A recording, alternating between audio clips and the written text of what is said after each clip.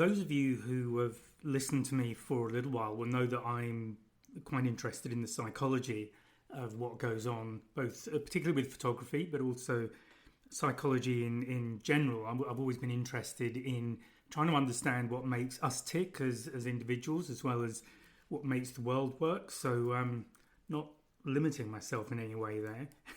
So I was actually looking at a TED talk last night from Brene Brown, who some of you may know. If you don't know her, she is this kind of understates her, but she's a researcher and looking into human behavior, particularly shame and that kind of aspect of human psychology.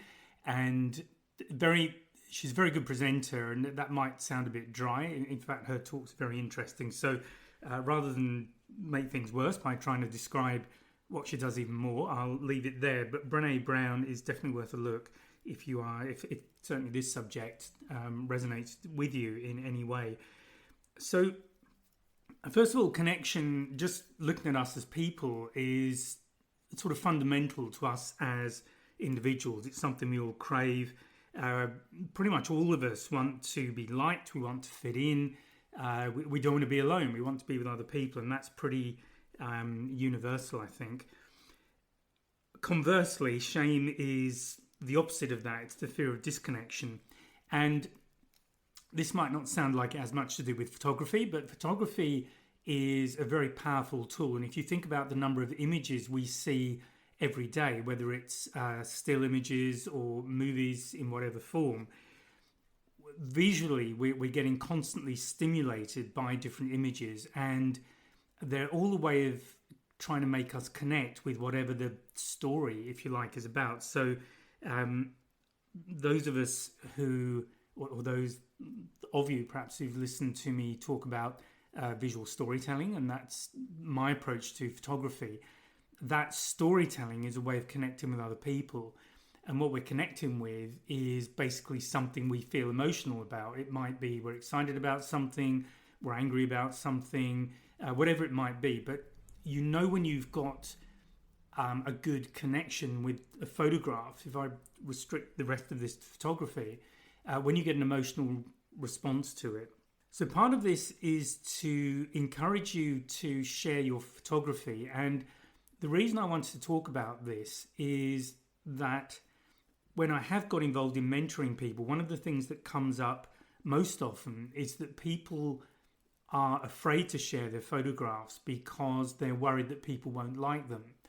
And this is pretty universal. So, and it also, not so much now, but it definitely applied to me early on. I was always very worried about sharing because certainly a lot of the people I knew at the time, some of them I still know, were very good at telling me what was wrong with everything, but not very forthcoming when it came to telling me what they liked about it. So if I was trying to find out what people liked, I would often have to go in and ask them directly what they liked about it, which also was something that I felt quite uncomfortable about because it felt like it would come across as me trying to get praise for a particular photograph, whereas in fact I really just wanted to understand what they liked about it so that I could get some feedback. So there's a couple of things I generally say to people about this. Is the first thing, remember that photography is subjective. So what I mean by that is that there's no absolute right and wrong. Yes, a photo can be technically correct, as in correctly exposed, it can be in focus, all of the other things, but is that an image that someone's going to love and have an emotional connection with, or an emotional reaction with, so they'll connect with it? Well, it's very easy to produce a photograph that is technically correct but is absolutely nothing, gets no reaction, and we probably see thousands of those each day, I would say. If you're flicking through social media, if you're looking at television, all of those things, it probably certainly in the hundreds. So that's the first thing to remember. And conversely, you can have a photograph that is technically incorrect. So there might be too much movement in it. Things might be out of focus a little bit. It might be over or underexposed. But the image, what you've captured or what the photographer has captured there, is just really makes you stop and look at it. So remember, photography is an art form. And some people aren't very comfortable with being referred to as artists. They photography sounds a bit more technical, or being a photographer, but essentially we are all artists in that we're creating images. And oftentimes the reason we will take a photograph is because it's of something that's moved us. It might be a child in your family who's just doing something that makes you laugh or really touches your heart. Or it might be you're in a place you've never been to before and just looking around just blows you away. But there's an emotional connection, and that often drives why we take a photograph of something. So in sharing that photograph, what it does, it gives the person looking at it the opportunity to also either have an emotional reaction themselves to what they're looking at.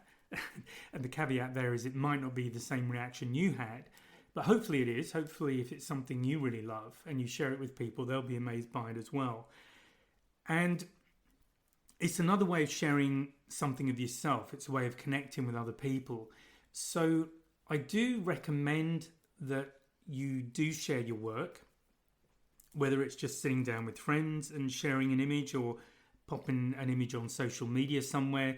But don't worry about likes and dislikes or comments and all of those things, because what it comes down to is that the comments people make, often that's about them.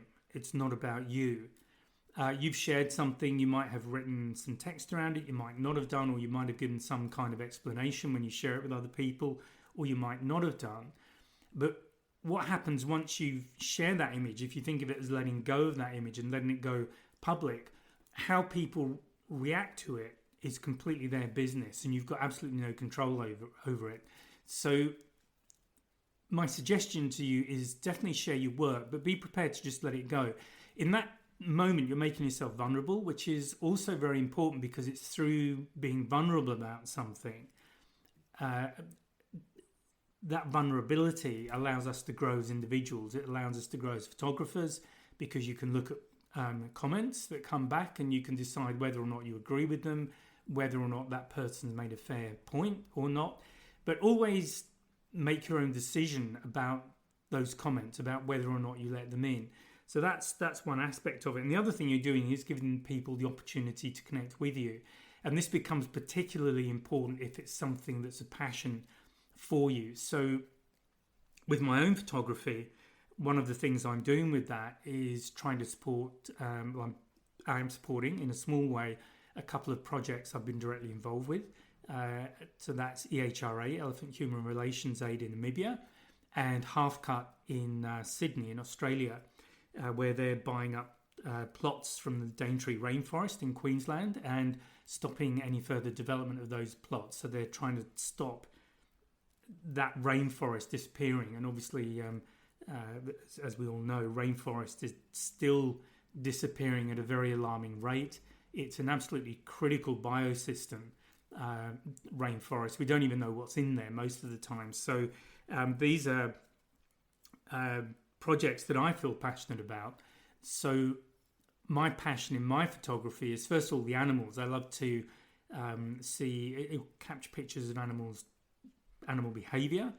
I also like to try and I do a lot of close-ups of animals, because I like to try and give people the opportunity to connect with an animal in a way that they normally wouldn't. And one of the ways of doing that is to get in really close.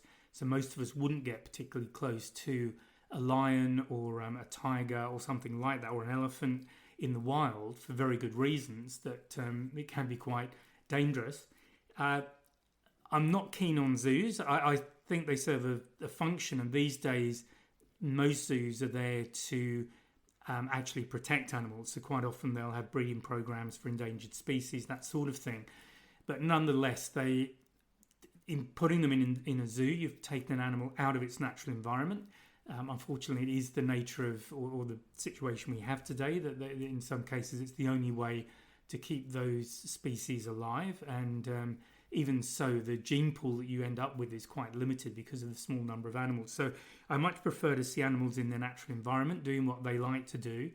And in taking the photograph, what I'm doing is sharing my passion for both the animals, and then as a secondary thing, supporting conservation through these different projects. And one of the things that I've found, and I've spoken about this before, definitely, whether or not you've heard it, is that I find Instagram very interesting because I share my work on Instagram. I also share it in a Graham Elliott Photography page, I think it is. It's either a page or a group on Facebook, and I also share on LinkedIn. And latterly, I've started putting stuff up on Mastodon. So I'm not on Twitter anymore, but I started to put stuff up on Mastodon. But Instagram is very interesting because what I found is that pictures I absolutely love, that where I have a strong emotional connection with them, if you like, they quite often don't get very many likes. Whereas pictures that I like them, they're fine, or else I wouldn't have taken them, and I certainly wouldn't be sharing them. But to me, they're a lot more ordinary. They tend to get a lot more likes. So going back to asking people for feedback and what they think about a particular image and what they like about it, I find Instagram an interesting way of at least partially doing that, because the people that I've attracted in my followers on Instagram, or at least the people who are engaging with what I'm posting, although they like the photographs, what they like is obviously a little bit different to what I like. So that I find quite interesting. And what kind of work does all of this apply to? Well, pretty much everything. So I've been talking about animal photography, wildlife photography, which is something I'm passionate about. I love landscapes. I do shoot landscapes. I don't share them very often, not for any particular reason other than that I prefer to focus on the promoting my wildlife photography rather than sort of muddy the waters and start showing other things. But what I find about landscapes, one of the frustrations of photographing landscapes, is that I'll stand somewhere and just be overawed by the majesty of a certain place, and yet I still struggle to capture that in a photograph, because what you can shoot is a tiny, tiny part of what you're looking at. If you're just standing, I remember standing on the overlooking the Rift Valley in Kenya, in Africa. First time I went to Africa in the late 80s, and I just thought there's absolutely no way I can capture this in a photograph, even if I was to do sort of multiple frames and stitch them all together, which wasn't an option back then, other than printing a lot of prints and then cutting them out and sticking them together, which really wasn't that practical. So that's another reason why I don't often share landscapes, but I do love to, I love sunrises, sunsets. Astrophotography is great if you're able to go somewhere where you can see the night sky. The night sky is absolutely breathtaking, I think, and it's there every night. Often above the clouds, depending on where you live, but it's there every night. And yet many people have never seen the night sky because of the amount of light pollution we have, and absolutely we have to illuminate cities and towns for safety and all of those reasons. But it's great if you get the opportunity, if you can go camping somewhere where you're away from any artificial light and just see the night sky in its full glory. I was in Southern Ireland earlier this year. I went to see a friend I hadn't seen for about 30 years actually, and where he lives and his wife down in Southern Ireland, in the Republic of Ireland, down in the south near sort of Cork, over to the west of Cork, they have these I think they call them dark areas or dark parks, something like that, but basically they're areas where there's no artificial lighting. I thought it was such a brilliant idea, because if the conditions are right, you can just drive over to these places and then take in the night sky. So obviously something else I get passionate about. But to bring this back, this is a slightly shorter podcast to what I normally do, but I really did feel that I wanted to share this. It is something I feel strongly about photography for many reasons. And one is that I think it's great for us as individuals to have, if you're interested in photography, you're interested in taking pictures, then I think it's a great hobby, if you like, pastime to have, because that's great for our mental health, particularly these days when things are so uncertain. And I've already put up a podcast a few weeks ago about photography and mental health. So that aspect of it is something that I'm very interested in, I'm quite passionate about. And I think connecting is kind of an extension to that. If you share your photographs, share the stories, share the events or whatever's going on around you that's inspired you, given you an emotional reaction. If you share that with other people, it's another opportunity for you to connect with other people, perhaps connect with people you would never otherwise have met, who knows what impact they have on your life that you might have on their life.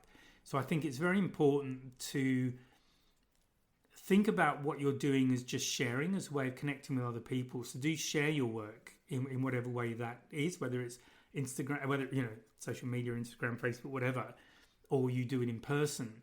But do share your work, and just be aware of any feelings you have of reluctance to share and what that is about, because often it is about a fear of rejection. It's about a fear of not belonging, and yet sharing your work is a brilliant way of connecting with other people and feeling that you belong even more to that group of people.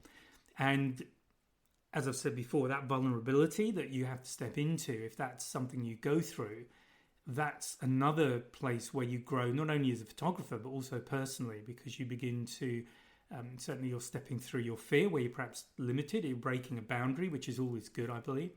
And you might find that it's not as bad as you thought. You might find it's much, much better than you thought. And you might find it's even a way of being more and more inspired, and it will kind of move you on to take more work, experiment with your work, share your experiments, get different reactions, different feedback, and who knows where that will take you. So that's pretty much all I wanted to share. Thank you for listening. I hope that's been of interest. Hopefully that's given you some ideas. Hopefully it's inspired you to share what you're doing, or maybe a photography or a form of photography that you're not currently sharing, and maybe that's worth doing, because as I've said, it might allow you to connect with a group of people that you otherwise wouldn't have done.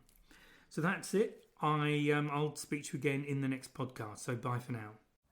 Oh, and one thing just before you go, please take a look at the 2026 wildlife calendar. That's available now. It's on the website. There's a link below the description of this podcast episode.